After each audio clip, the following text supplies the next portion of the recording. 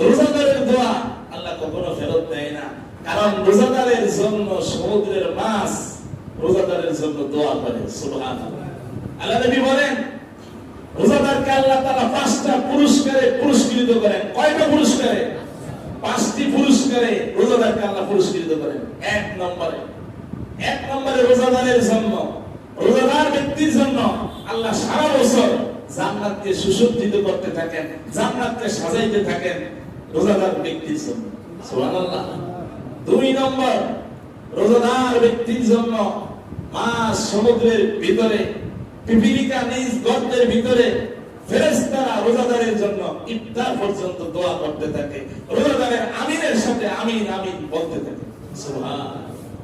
3 নম্বর হলো রোজাদার ব্যক্তি আল্লাহর দরবারে যেই দোয়া করবে ওই দোয়ার সাথে সাথে কি আল্লাহ কবুল আর মঞ্জুর করে দিবে। 4 নম্বর হলো রোজাদার ব্যক্তির সম্মানার্থে আল্লাহ রাব্বুল আলামিন জিবরাইলকে হুকুম করেন, ও জিবরাইল যাও অভিশপ্ত শয়তানকে শিকল ভরায়া সমুদ্রের মধ্যে নিক্ষেপ করো। রমজানের প্রথমেই আল্লাহ নির্দেশ দিয়েছেন জিবরাইলকে, জিবরাইল আলাইহিস সালাতু ওয়াস সালাম বড় শয়তানকে বেরি ভরায়া সমুদ্রের মধ্যে নিক্ষেপ করছে, যাতে আমাদের ইবাদতের মধ্যে কোনো বাধা দিতে না। দেখবেন রমজানের বাইরে যত বড় ঘটনা ঘটে, বড় অঘটন ঘটে, রমজানের মধ্যে কিন্তু এরকম ঘটে। কারণ বড় শয়তানকে কোথায় নিক্ষেপ করা হয়েছে? সমুদ্রের ভিতরে নিক্ষেপ করা হয়েছে, রোজাদারের জন্য, যেন রোজাদার ব্যক্তি রোজা রাখতে পারে। 5 নম্বর হলো রমজানের শেষ রাত্রিতে আল্লাহ রাব্বুল আলামিন রোজাদারকে সাধারণ ক্ষমা ঘোষণা করবেন। আল্লাহ বলবেন, তুমি 1 মাস সিয়াম সাধনা করেছো, আত্মশুদ্ধি করেছো, তারাবির নামাজ পড়েছো, কোরআন পড়েছো, যাও আজকে তোমাকে সাধারণ ক্ষমা ঘোষণা করা হলো, তোমাকে মাফ করে দিলাম। সুবহানাল্লাহ। প্রত্যেক দিন আল্লাহ তাআলা ইফতারি মুহূর্তে 10 লক্ষ জাহান্নামীকে মাফ করে দেন। রমজানের শুরু থেকে শেষ পর্যন্ত যত লোককে মাফ করেছেন, রমজানের শেষ রাত্রিতে আল্লাহ তাআলা একসাথে ওই পরিমাণ লোককে ক্ষমা করে দিবেন। সুবহানাল্লাহ।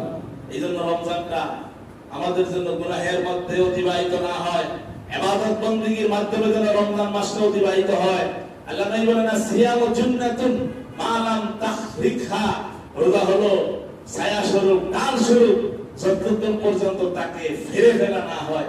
অর্থাৎ রমজান রাইখা সারাদিন রোজা রাখছেন, কষ্ট করে উপবাস থাকছেন, ক্ষুধায় সারা দিনটা অতিবাহিত করছেন, সন্ধ্যাবেলা হারাম মাল দ্বারা ইফতারি করছেন, তাহলে সারাদিন এই ক্ষুধার কষ্ট ছাড়া আমল নামায় কিছুই জুটে নেই। আপনি সারা রাত আপনি তারাবির নামাজ পড়েন নাই, রাতটাকে গান বাজনা বিভিন্ন পাপের মাধ্যমে অতিবাহিত করছেন, রাত্র জাগরণের কষ্ট ছাড়া আমল নামায় আর কিছু নাই, আর কিছু জুটবে না। এজন্য আল্লাহ বলেন, মা লাম তাকরিখা, তোমাদের রোজাকে তোমরা নষ্ট ফেলে ফেলো না। অর্থাৎ আল্লাহ নবী বলেছেন, কেউ যদি তোমার সাথে ঝগড়া করতে আসে রমজানুল মুবারক এই পবিত্র মাসে, তুমি বলবা আনা সাইমুন, আমি রোজাদার। অর্থাৎ রোজা রেখে ঝগড়া বিবাদ করা, রোজা রেখে গালি দেওয়া, অনেকে আছে বড় গালি দেয়। রোজার মাস তার কাছে বড় খবর। আল্লাহ তাআলা আমাদেরকে এই রোজার মাসে বেশি বেশি আমল করার তৌফিক দান করুন। আমিন বলেন, আমিন বলেন। হাদিস শরীফের মধ্যে আল্লাহ নবী বলেন, মান সামা রমাযানা ঈমানান ওয়া ইহতিসাবান গুফিরা লাহু মা তাকাদ্দামা মিন যামবি, যে ব্যক্তি ঈমানের সাথে সওয়াবের আশায় রমজানের রোজাগুলো পালন করলো, আল্লাহ তার জিন্দেগীর পিছনের সকল গুনাহ খাতা মাফ করে দিবেন। সুবহানাল্লাহ। আর হাদিসে আল্লাহ নবী বলেন, মান কামা রমাযানা ঈমানান ওয়া ইহতিসাবান গুফিরা লাহু মা তাকাদ্দামা মিন যামবি, যে ব্যক্তি ঈমানের সাথে সওয়াবের আশায় রমজানের তারাবির নামাজ আদায় করলো, আল্লাহ রাব্বুল আলামিন তার পূর্বের সকল গুনাহ খাতা মাফ করে দিবেন। সুবহানাল্লাহ। এটা এমন একটা মাস যেই মাসে আল্লাহ জান্নাতের সকল দরজা খুলে দেন, জাহান্নামের সকল দরজা বন্ধ করে দেন, একটা দরজাও খোলা থাকে না। এই রমজানে বিশ্বনবী বলেন, কেউ যদি মৃত্যুবরণ করে কিয়ামত পর্যন্ত তার কবরে কোনো আযাব হবে না। কিয়ামত পর্যন্ত তার কবরে কোনো আযাব হবে না। বিশ্বনবী বলেন কেউ যদি এই মাসে একটা নফল আদায় করে সেজন্য রমজানের বাইরে একটা ফরজ আদায় করলো, কেউ যদি এই মাসে একটা ফরজ আদায় করে রমজানের বাইরে সেজন্য 70টি ফরজ আদায় করলো। সুবহানাল্লাহ। এই জন্য আমাদের সময় যেন গুনাহের মধ্যে অতিবাহিত না হয়।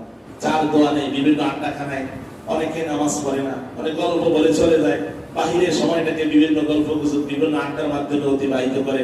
কথা বলেন ঠিক না ভাই? ঠিক। এরকম লোক সমাজে আছে না? এই জন্য আমরা খেয়াল করি এই পবিত্র মাস, গুনাহ মাফের মাস, নেকি অর্জনের মাস। এই মাসে আল্লাহ থেকে আমরা বেশি বেশি মাফ চাইবো, আল্লাহর কাছে ক্ষমা চাইবো, আল্লাহর কাছ থেকে ক্ষমা নিব। এই মাসে যদি ক্ষমা না নিতে পারি, বিশ্বনবী বদদুয়া করেছেন ওই ব্যক্তি হালাকত ধ্বংস। জিবরাইল আলাইহিস সালাম বদদুয়া করেছেন আপনি আল্লাহ আপনার ওই বান্দাকে হালাক করেন, ধ্বংস করেন। যে ব্যক্তি রমজান মাস পায়া রমজান মাসে ইবাদত বন্দেগী করিয়া সিয়াম সাধনা করিয়া নিজের গুনাহগুলোকে মাফ করাইতে পারবো না, জিবরাইল বলেছেন আমিন, আপনি আল্লাহ আপনার ওই বান্দাকে আপনি ধ্বংস করেন। বিশ্বনবী আমিন বলেছেন, আল্লাহ তাকে ধ্বংস করে। অথচ হুজুর কাউকে ধ্বংস করার জন্য কখনো বদদুয়া করে নাই। এই জন্য রমজান মাসটা যেন আমাদের ইবাদতের মাধ্যমে অতিবাহিত হয়, গুনাহের মাধ্যমে যেন অতিবাহিত না হয়, এই দিকে আমরা বেশি খেয়াল রাখবো। রমজান মাসে আমরা 4টা কাজ বেশি বেশি করবো। কয় কাজ? 4টা। বিশ্বনবী বলেন রমজানে তোমরা 4টি কাজ বেশি বেশি করবে। 1, লা ইলাহা ইল্লাল্লাহ, তোমরা বেশি বেশি পাঠ করবে। লা ইলাহা ইল্লাল্লাহ এটা মুসলমানদের মূল মন্ত্র। কথা বলেন ঠিক না ঠিক? মুসলমানদের মুক্তির কালিমা লা ইলাহা ইল্লাল্লাহ। বিশ্বনবী বলেন কুলু লা ইলাহা ইল্লাল্লাহ তুফলিহুন, তোমরা লা ইলাহা ইল্লাল্লাহ বলবে, লা ইলাহা ইল্লাল্লাহ সাক্ষ্য দিবে, জান্নাতে চলে যাবে। এরপরে বিশ্বনবী বলেছেন তোমরা ইস্তিগফার বেশি বেশি পড়বে, ইস্তিগফার বেশি বেশি পড়বে। ইস্তিগফার পড়লে মুস্তাজাবুদ দাওয়া হওয়া যায়, আল্লাহর ওলি হওয়া যায়। যে ব্যক্তি